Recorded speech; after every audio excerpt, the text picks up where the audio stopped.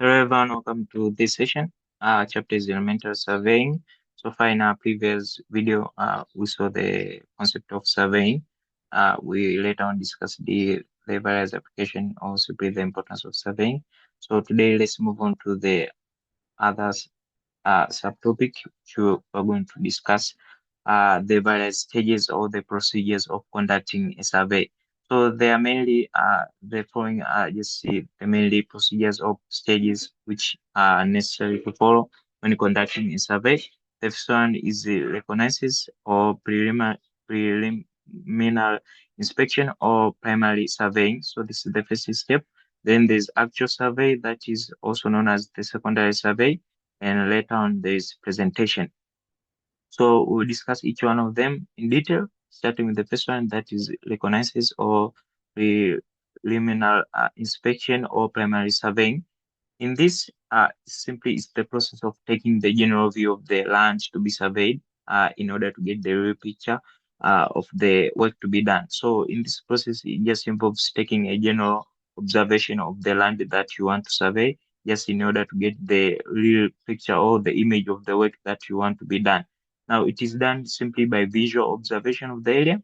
Now, during this process, the reconnaissance, the surveyor simply does walking around the area to be surveyed and taking general views and noting down the dominant features that are within the place, boundaries of the area, corners of the boundaries of the area, and the other structures such as building, big trees, ponds, lakes, small hills, etc., etc.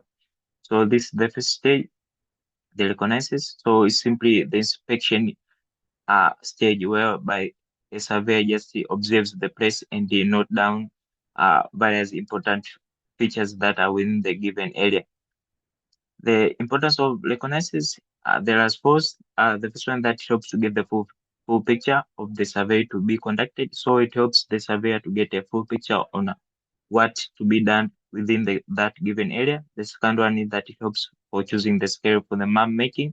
So you cannot simply choose the scale for the map making without knowing exactly the full picture of the land. Then the third one, that it makes surveyor for new coordinates and old coordinates easier. So it helps the surveyor to be able to create new coordinates and to compare with the old coordinates easier, just to get a clear picture of the given area or land. And last but not least, it shows the existing situation on a piece of paper.